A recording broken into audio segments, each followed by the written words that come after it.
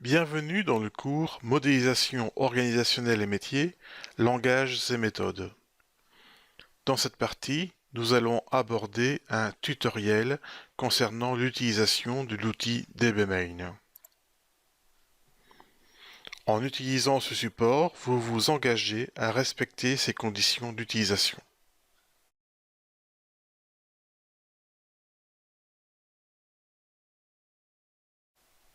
Lors de ce tutoriel, vous allez apprendre à utiliser l'atelier de génie logiciel DBMain qui va vous permettre d'éditer des modèles entité-relation. L'outil est disponible gratuitement sur ce site et n'est soumis à aucune restriction fonctionnelle. Dans ce tutoriel, vous allez apprendre à créer un projet, à créer un schéma entité-relation, à créer des types d'entités, des types d'attributs simples et composés, des types d'associations, des relations d'héritage, des contraintes d'unicité et autres, et nous allons également aborder les transformations de modèles entité-relation.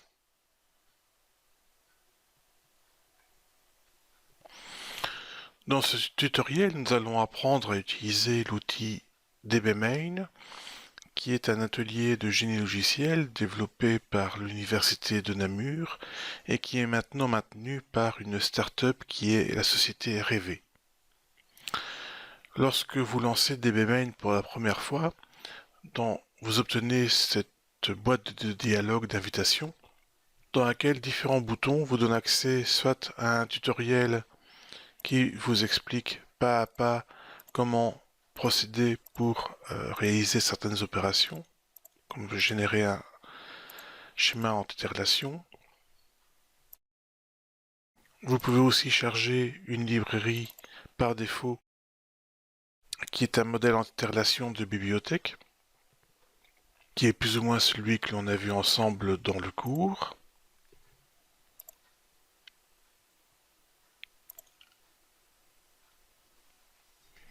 Et nous allons continuer en créant notre premier projet, que l'on va appeler Bagi. Tutoriel ER. OK. J'obtiens une fenêtre qui va comprendre l'ensemble des modèles entité-relation que je vais gérer avec l'outil. Et on va créer tout de suite notre premier schéma que l'on va appeler modèle conceptuel upper. Vous allez voir pourquoi. Lorsque vous créez un modèle avec DBMain, vous pouvez choisir le type de modèle que vous avez créé. Par défaut, DBMain gère des schémas entité-relation, mais il est également capable de créer des diagrammes de classe, des diagrammes use case du ML et des diagrammes d'activité. On valide. On a maintenant deux onglets. Un qui comprend l'ensemble des artefacts gérés dans le cadre du projet, une opération de création de schéma qui a lieu à ce moment-ci et qui a produit un schéma qui est décrit par cette propriété-ci. Dans cet onglet-ci, on voit qu'on a une fenêtre vide qui va comprendre les différents éléments du diagramme entité-relation du modèle conceptuel que nous allons créer. Avant de poursuivre ce tutoriel, nous allons nous assurer que nous partons sur les mêmes bases afin d'éviter toute difficulté lors des explications.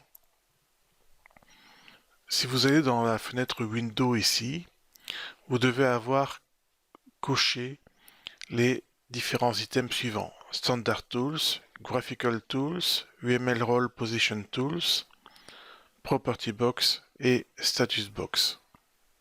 Ceci va nous assurer que vous disposez des mêmes boîtes à outils ici au-dessus. Alors, pour poursuivre ce tutoriel, nous allons utiliser un petit énoncé très simple, mais assez représentatif des différentes constructions que gère DBMain. Voici un petit énoncé qui décrit une société qui gère des ascenseurs. Alors, lisons-le ensemble. La société Upper gère la maintenance d'ascenseurs, avec un S, et décrit son système d'information comme suit. Nos clients sont soit des particuliers, soit des entreprises ou des collectivités. Nous connaissons leur adresse et tous les ascenseurs que nous gérons. Concernant nos clients particuliers, nous connaissons leur nom, prénom, numéro de téléphone et ou numéro de GSM et éventuellement leur courriel. Pour les autres, nous connaissons leur nom ainsi que le numéro de TVA des entreprises. Enfin, on dispose d'une personne de contact pour chaque ascenseur installé dans une entreprise ou une collectivité, laquelle est connue par ses noms, prénoms et numéros de téléphone.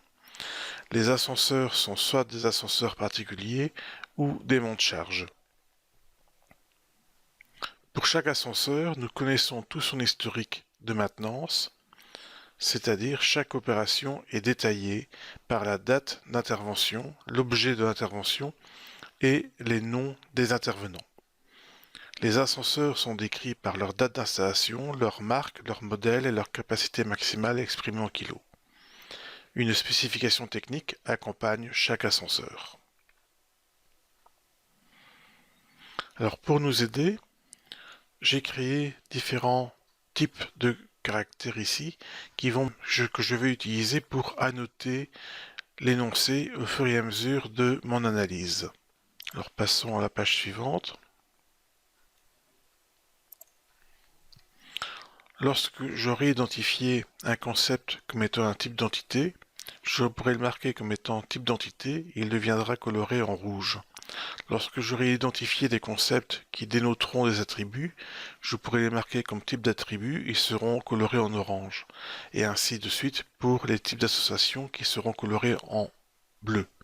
Je vais donc procéder à une analyse de texte où je vais essayer de faire ressortir les différentes informations qui vont se retrouver dans le modèle entité-relation. Alors les clients sont évidemment un élément clé dans le business de cette entreprise. Je le marque comme étant un type d'entité. Nos clients sont soit des particuliers, soit des entreprises ou des collectivités. On a vu que par après, ces différents concepts vont être décrits de manière différente. Ils ont donc une identité particulière avec des caractéristiques qui leur sont propres. Ce sont donc aussi des types d'entités.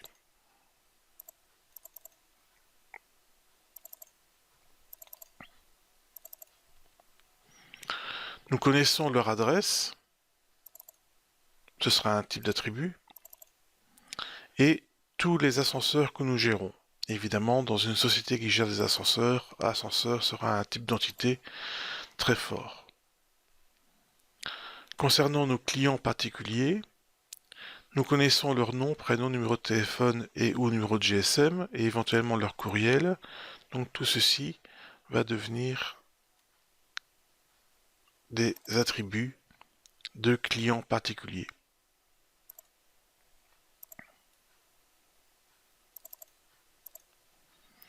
Pour les autres, non, on va mettre en gras ici pour se souvenir que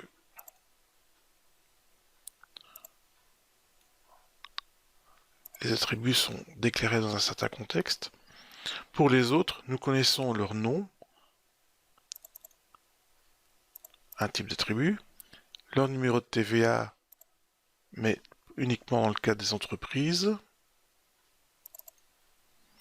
Enfin, on dispose d'une personne de contact pour chaque ascenseur installé dans une entreprise ou une collectivité, laquelle est connue par ses noms, prénoms et numéros de téléphone.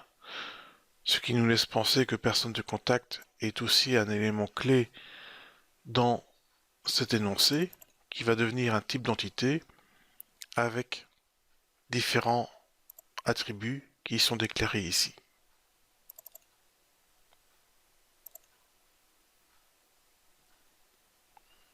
Ici, on voit qu'on dispose d'une personne de contact. Pour chaque ascenseur installé, il y a donc une relation entre une personne de contact et un ascenseur.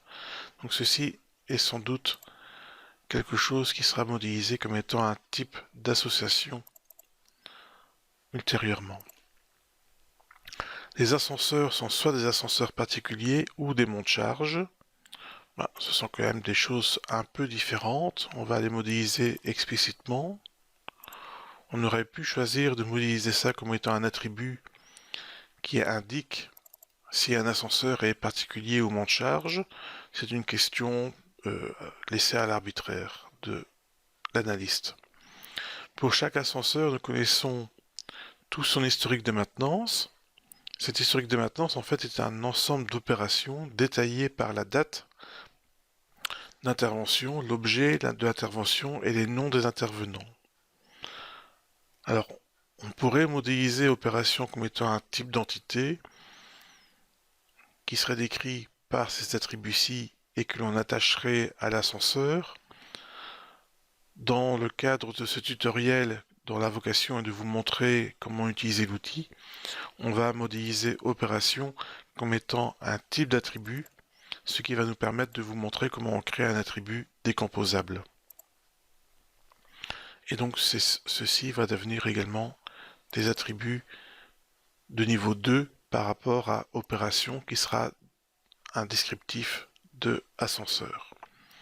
Les ascenseurs sont décrits par leur date d'installation, leur modèle, etc. Donc ceci, ce sont des attributs, ainsi que la spécification technique. Voilà. On peut maintenant passer à la modélisation proprement dite dans l'outil. Vous avez ici dans la barre d'outils différentes icônes qui représentent des outils.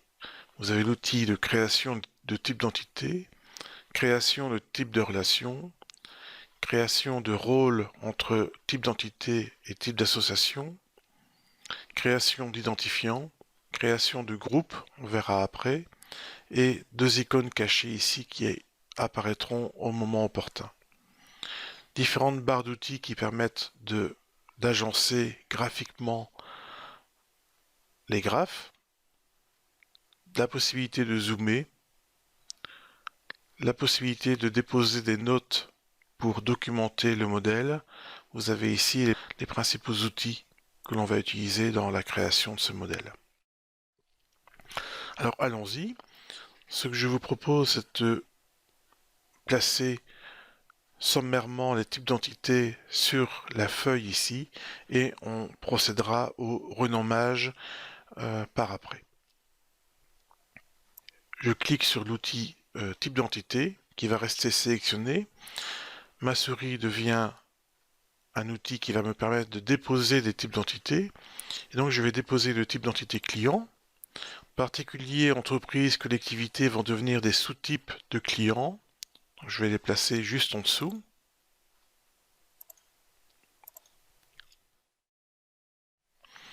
On va avoir ascenseur. Les ascenseurs seront des ascenseurs particuliers ou des monte-charges. Je vais les placer en dessous. Et on va avoir des personnes de contact. Mettons-le là provisoirement. Je redépose l'outil et je vais maintenant procéder au nommage des types d'entités que je viens de créer. Je double-clique. Dans cette fenêtre ici, je vois des propriétés qui seront contextuelles, c'est-à-dire qu'en fonction de l'objet sélectionné, j'aurai des propriétés qui seront spécifiques à la nature de l'objet sélectionné. Pour un type d'entité, j'ai le nom du type d'entité, donc je vais rentrer client. J'aurai particulier.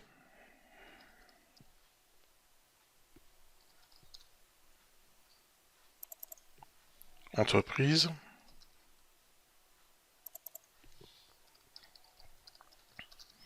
Collectivité.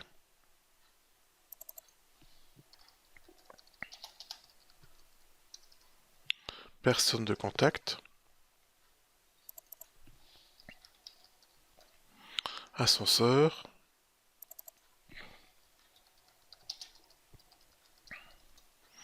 Ascenseur particulier et monte-charge.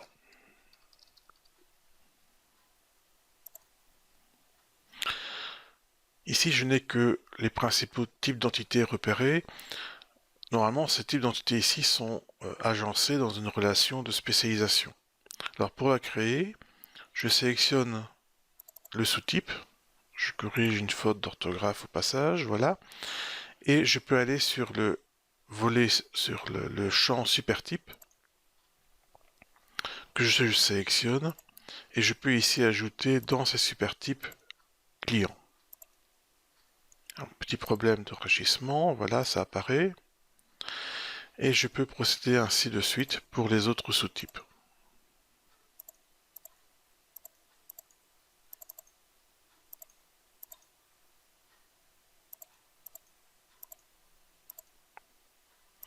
On a vu que l'on pouvait décrire une relation d'héritage par une taxonomie pour qualifier cette relation de totale, disjointe ou de partition. Cette caractéristique se choisit au niveau de type d'entité, où l'on dit que ce type d'entité va être spécialisé de manière totale ou disjointe. Donc je sélectionne total ici et disjoint, ce qui veut signifier que tous mes clients sont soit particuliers, entreprises ou collectivités, et que je ne peux pas avoir un client qui est à la fois l'un et l'autre en même temps. Idem pour ascenseur.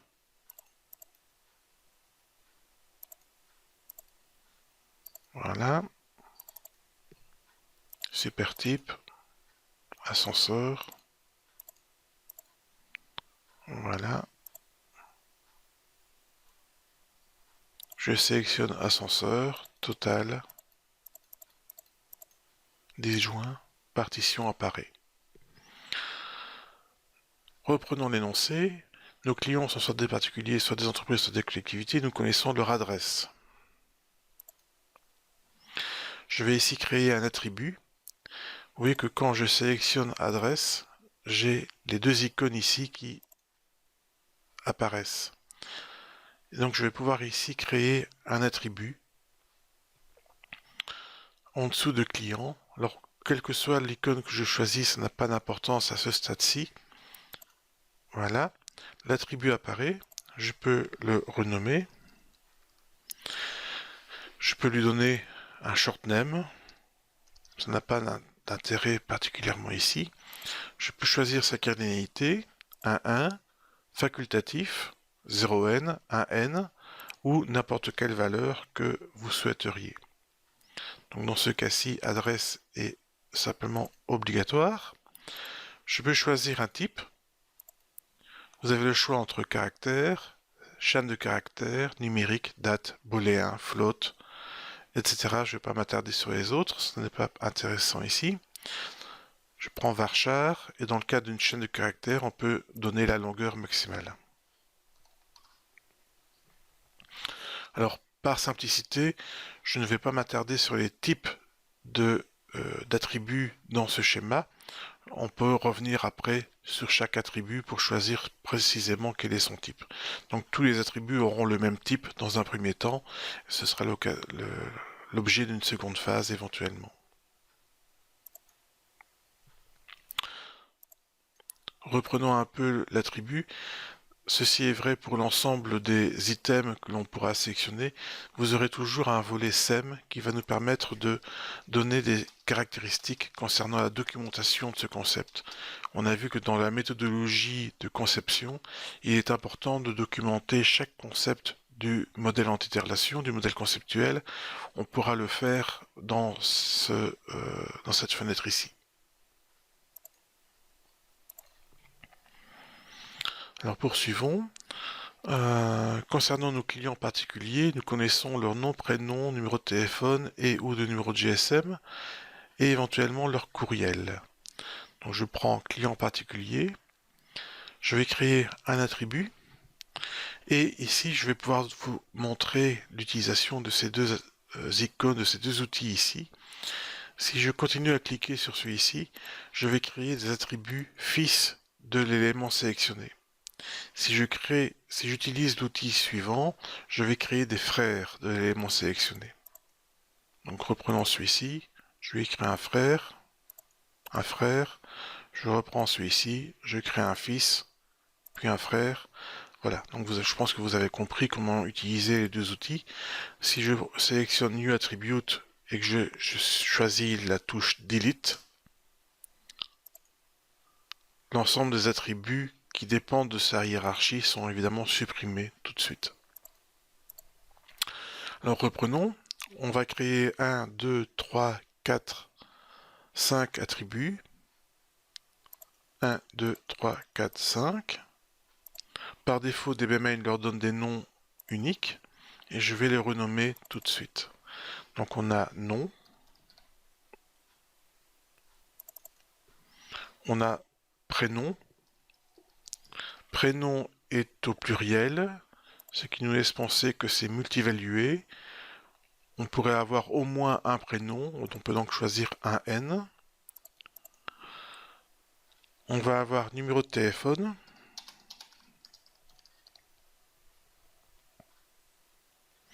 On voit que le numéro de téléphone, c'est et ou. Donc on pourrait très bien ne pas avoir de numéro de téléphone mais un GSM, ou pas de GSM mais un numéro de téléphone. Mais il faudrait qu'on ait au moins l'un des deux. On verra que Debian permet d'exprimer cette contrainte d'intégrité.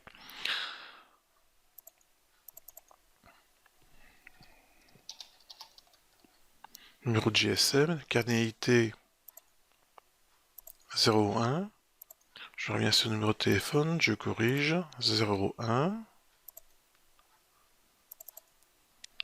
Et courriel, qui est éventuellement un courriel, donc c'est facultatif.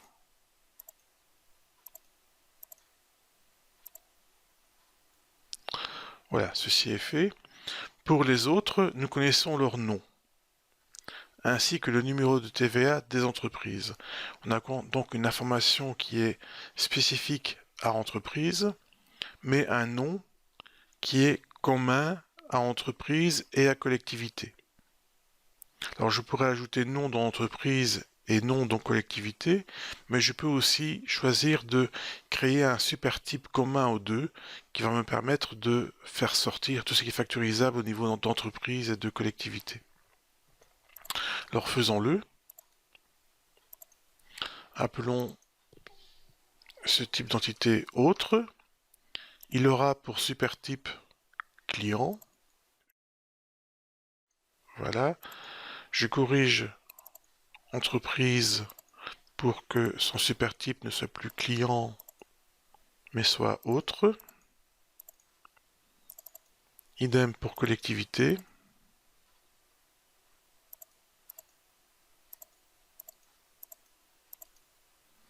J'ai donc édité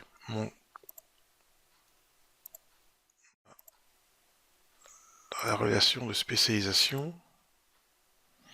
On va pas trop s'intéresser au layout graphique pour le moment, je vais juste m'assurer qu'on voit bien chaque élément dans le schéma. On verra après qu'on peut facilement agencer tout ça graphiquement pour que ce soit joli. Autre est évidemment ici total. Il n'y a rien qui n'est que autre sans être entreprise ou collectivité. Et entreprise et collectivité restent disjoints puisqu'il était déjà avant. Donc c'est une partition qui apparaît. Mais je peux dire que autre possède un nom.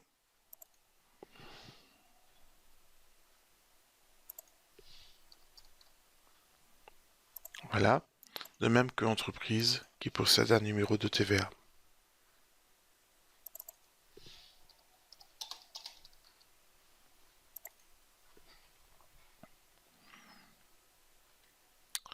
Alors ceci a été traité.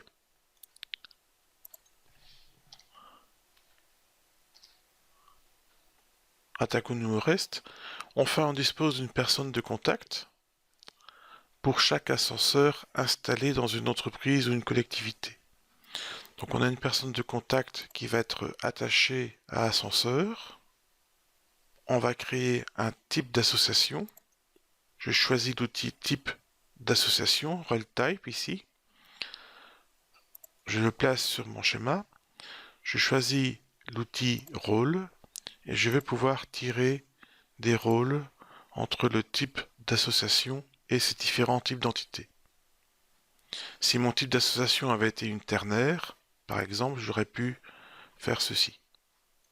D'accord? Bon, ce n'est pas le cas ici. Je supprime. On va donner un nom au type d'association. Contact. Par défaut, les rôles ont été créés avec une cardinalité 0n. Alors, un ascenseur possède une personne du contact. Alors, est-ce que c'est 1-1 ou 0-1? Bien, c'est 1-1 si c'est un ascenseur qui appartient à ceci. Il n'y a pas de personne de contact quand l'ascenseur est possédé par un particulier. Donc, je dois m'aligner sur le cas le plus général.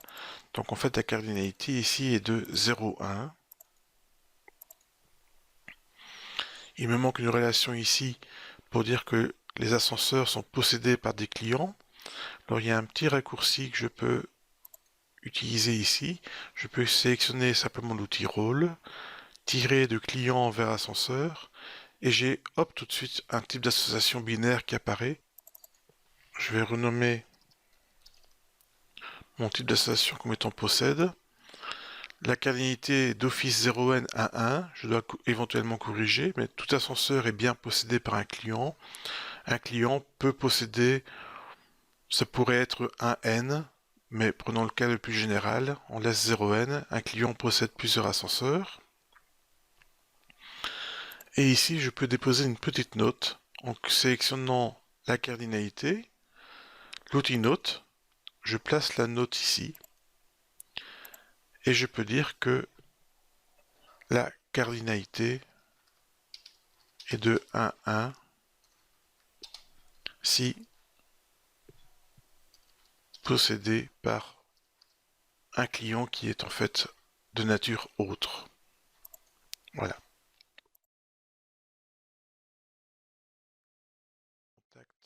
Donc on dispose d'une personne de contact pour chaque ascenseur installé dans une entreprise ou une collectivité, laquelle est connue par ses noms, prénoms et numéros de téléphone. On va créer nom, prénom, numéro de téléphone.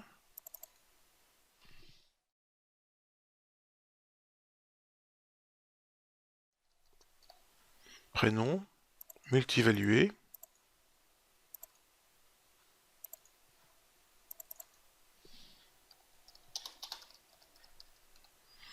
Numéro de téléphone. Alors, vous voyez que mon diagramme s'est agrandi en dehors de la fenêtre. CTRL A, je sélectionne l'ensemble. Je drague, je relâche. Voilà. Petite astuce, ceci n'est pas très joli, ce n'est pas centré.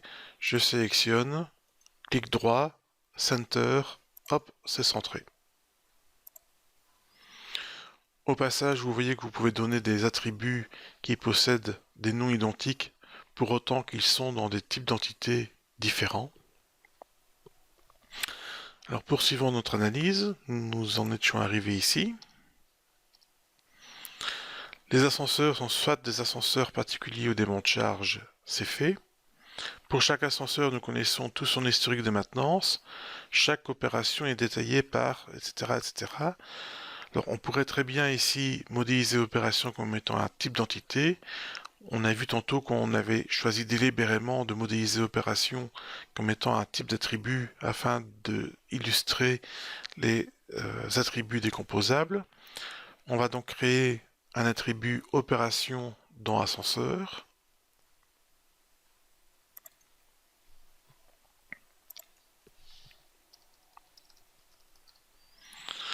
Et je vais créer sous cet attribut ces caractéristiques qui sont date d'intervention,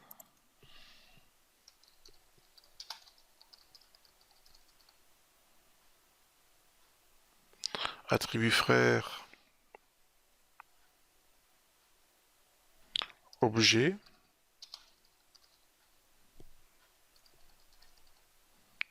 d'intervention,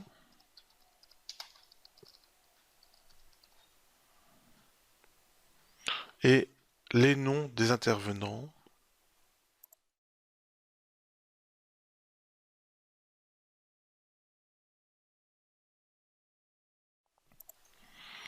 Ici, c'est multivalué.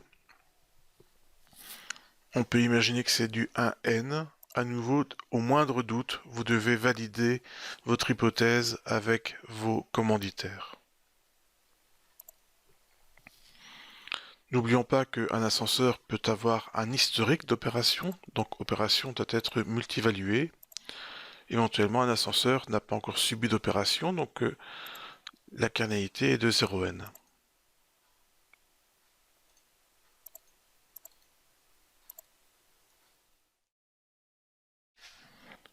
Les ascenseurs sont décrits par leur date d'installation, etc. Donc on a ici toute une série d'attributs qui vont décrire les ascenseurs. Je sélectionne ascenseur et on va créer des attributs propres à ascenseur. Il y en a 1, 2, 3, 4, 5. Donc j'en ai créé 1, 2, 3, 4, 5. Nous avons donc la date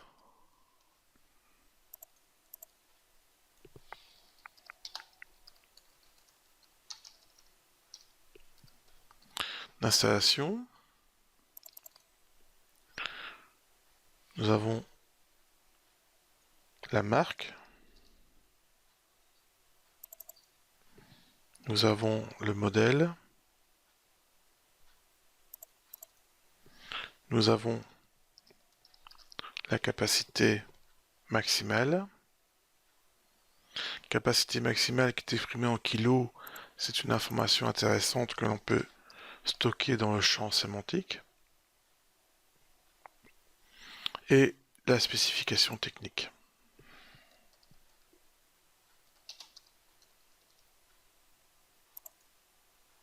Voilà.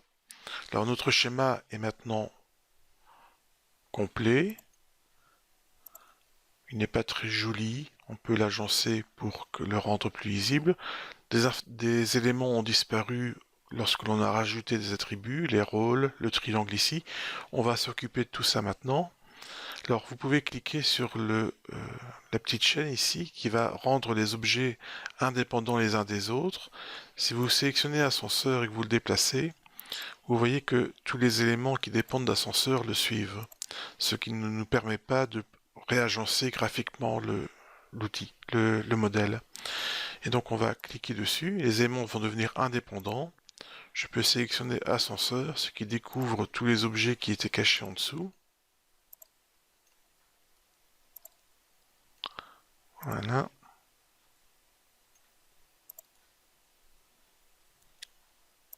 Je décoche. Et maintenant, on va s'occuper de faire un joli schéma. Personne de contact, je le déplace ici.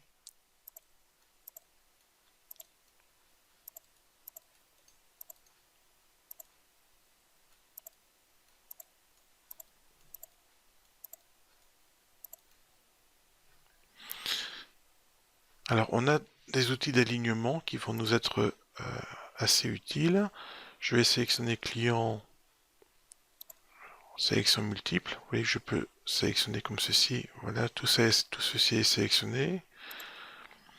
Et je peux choisir l'outil d'alignement par le milieu. Voilà, ça devient tout de suite beaucoup plus joli. Je peux aligner particuliers et autres sur le haut. Entreprise, collectivité sur le haut. Ascenseur, monte-charge sur le haut. Voilà.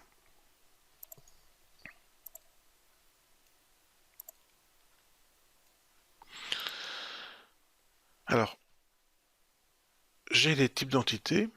Il me manque une information intéressante qui sont les contraintes d'intégrité et notamment les contraintes d'unicité. Alors, si je prends particulier, on peut imaginer que le numéro de téléphone est un identifiant.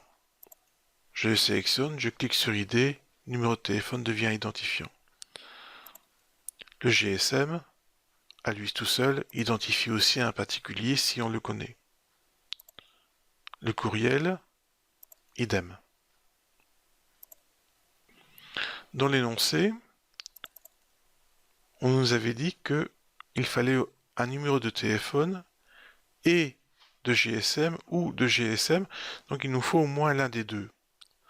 Ici, numéro de téléphone est facultatif, numéro de GSM est facultatif, donc on pourrait très bien n'avoir ni téléphone ni GSM. Alors DBM permet d'exprimer formellement cette contrainte. Je sélectionne les deux types d'attributs, je clique sur groupe, ce qui va rajouter ici, dans la boîte destinée aux contraintes d'intégrité, un groupe composé de deux attributs. Ce groupe n'a aucune sémantique proprement dite, c'est juste une façon de désigner un ensemble d'attributs. Et je vais pouvoir ici spécifier une contrainte de coexistence pour dire par exemple que les deux attributs doivent être valués en même temps ou pas du tout. Exclusif, l'un des deux uniquement, exactement un ou au moins un. Prenons at least one. Voilà. Donc je vois que j'ai pu exprimer ici une contrainte d'intégrité qui affine la compréhension du modèle. Le numéro de TVA d'une entreprise, on peut imaginer raisonnablement qu'il est identifiant. Le nom, ce n'est pas dit clairement ici, à nouveau, faire valider par le commanditaire, on peut imaginer qu'il est identifiant. L'ascenseur, il ne possède pas de numéro de série ou de nom propre, mais on peut raisonnablement penser que si l'on prend le client chez qui il est installé, ainsi que la date d'installation, la marque, le modèle et la capacité maximale, que l'ensemble de ces informations permettent d'identifier un ascenseur. Donc ici, on va sélectionner l'ensemble de ces attributs. On va en faire un groupe. Je vais sélectionner ici le groupe. Vous voyez que je peux obtenir sa composition. Et je vais rajouter ici le propriétaire de l'ascenseur dans la constitution du groupe. Add first. Voilà. Le propriétaire apparaît. OK. Je peux dire que ce groupe est un identifiant. Vous choisissez primaire, secondaire, ça n'a pas beaucoup d'importance à ce niveau-ci. Voilà. Et donc j'ai affiné ascenseur par une contrainte d'intégrité qui me dit que tout ascenseur peut être identifié sans équivoque si je connais son propriétaire, sa date d'installation, la marque, le modèle et la capacité. Le petit triangle a disparu, ce n'est pas grave.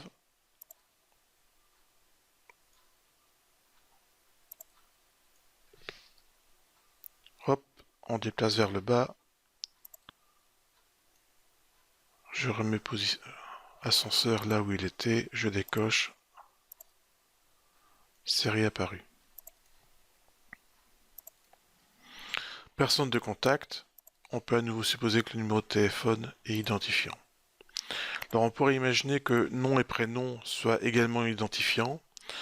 Malheureusement, DBMail ne permet pas de créer un identifiant composé avec un attribut multivalué. Alors on peut tricher, on peut en faire un groupe et ajouter une note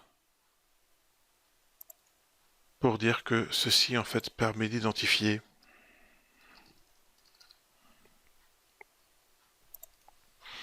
également la personne de contact. On peut donner des noms au rôle. Par exemple ici, je pourrais sélectionner 0n et donner comme nom à ce rôle le rôle de propriétaire, ce qui va me permettre d'affiner la compréhension du schéma.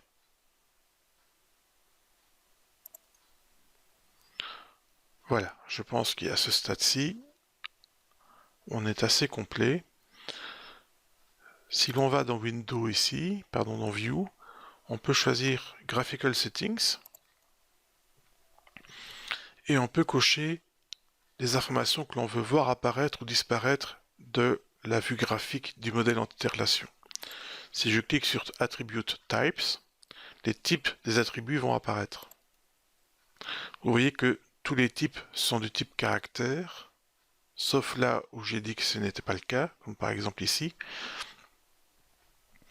Et donc je pourrais revenir sur chaque attribut et corriger son type pour le rendre conforme à la réalité.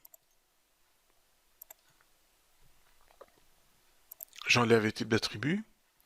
Je pourrais aussi choisir ici A4 Landscape pour faire apparaître la feuille sur laquelle serait imprimé le modèle entité relation sur une imprimante par exemple. Voilà. Vous voyez ici que j'ai un type d'entité qui dépasserait de la page, donc j'aurais besoin de 2 pages lors de l'impression. Je peux zoomer, je peux dézoomer, mais vous voyez que la page suit le facteur de zoom. Je peux retourner dans dans View, Graphical Settings, et choisir un facteur de réduction, par exemple 75, qui va réduire le diagramme sans toucher à la feuille. Voilà. À nouveau ici, mon diagramme est redevenu plus petit à l'intérieur de la page, un peu trop petit pour que je puisse le voir correctement, et là je peux zoomer, il redevient compréhensible à l'écran, mais la page augmente avec. Autre caractéristique intéressante de l'outil, on peut visualiser le même schéma selon différentes notations. On pourrait opter pour la vue compacte, où tous les attributs disparaissent et on ne voit que les types d'entités, types d'associations et leurs relations d'héritage. On pourrait avoir une vue extended, qui est une vue textuelle, équivalente à la vue graphique, qui est éditable, comme tantôt. Donc je peux sélectionner n'importe quoi et l'éditer ou créer un type d'entité dans cette vue textuelle. Une vue textuelle standard, un peu plus condensée, il y a moins d'informations. Une vue très compacte, où là je n'ai plus que les types d'entités et les types d'associations.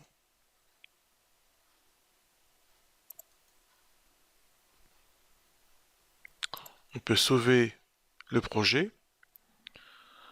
La première fois, il vous demande un nom de fichier, un emplacement.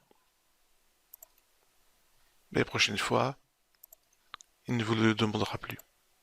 Autre propriété intéressante de l'outil, l'outil est capable de transformer un schéma conceptuel pour le rendre conforme à un paradigme. C'est ce que l'on avait vu lors de la conception logique et de la conception physique. Bon, ce n'est pas l'objet du cours ici, mais c'est simplement un extra gratuit qui vous est offert dans le cadre de ce tutoriel. On va fermer cette vue ici. Je vais prendre le produit ici. On va en faire une copie. On va ici dire que c'est le modèle logique. Voilà. Donc j'ai mon modèle conceptuel, mon modèle ici qui est le même puisque c'est la copie. Simplement maintenant on va le transformer. Vous voyez qu'ici vous avez un menu qui est transforme et on peut par un coup de baguette magique transformer ce modèle conceptuel en modèle relationnel. Certaines constructions ont pu être transformées, d'autres n'ont pas pu l'être parce qu'elles ne sont pas dans les préconditions des transformations applicables. Vous avez ici tout le diagnostic des problèmes qui restent dans le modèle conceptuel.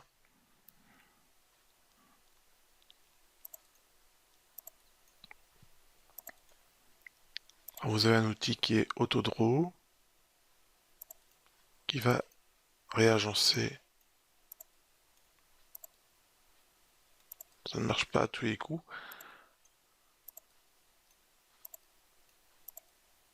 Vous voyez que tous les types d'associations sont devenus des foreign keys. On va reprendre ascenseur. On va chercher client. Voilà. J'ai client ici. J'ai ascenseur. Ascenseur particulier, opération. Voilà ici. Vous voyez que dans ascenseur, j'ai propriétaire, qui est un attribut qui est apparu dans ascenseur, qui n'y figurait pas avant, et qui est en fait une référence vers le client propriétaire de l'ascenseur. Alors ce schéma, évidemment, ici, ce schéma est plus ou moins conforme au modèle relationnel. On a vu que certaines choses n'avaient pas pu être transformées. Par exemple ici, opération n'a pas pu être transformée. Il manque sans doute un identifiant. On va prendre la date d'intervention qui doit... Voilà.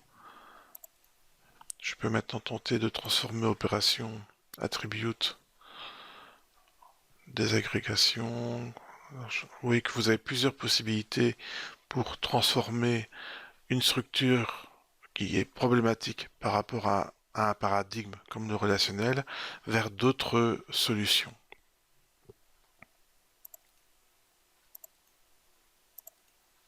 Voilà, cette fois-ci ça a marché. Il me reste à transformer cette relation en attribut. Voilà. On peut tenter à nouveau de voir si j'ai résolu tous les problèmes. Transformer modèle relationnel. Voilà, cette fois-ci, j'ai résolu le problème à la main. Et ce diagramme est tout à fait conforme au modèle relationnel. Évidemment, il est beaucoup plus compliqué à comprendre. On voit ici l'intérêt du modèle conceptuel. Le modèle conceptuel que l'on a gardé ici est assez simple à paraphraser avec un commanditaire, que le modèle logique ici, c'est quasiment impossible d'exprimer quelle est la sémantique de ce schéma avec une personne qui n'est pas au fait de la technologie relationnelle, et encore, même avec un informaticien, ce n'est pas du tout évident de retrouver la sémantique de ce schéma. Voilà, ceci clôture ce tutoriel. Je vous invite à refaire cet exercice par vous-même avec l'outil DBMain et de découvrir tout le potentiel que recèle cet outil.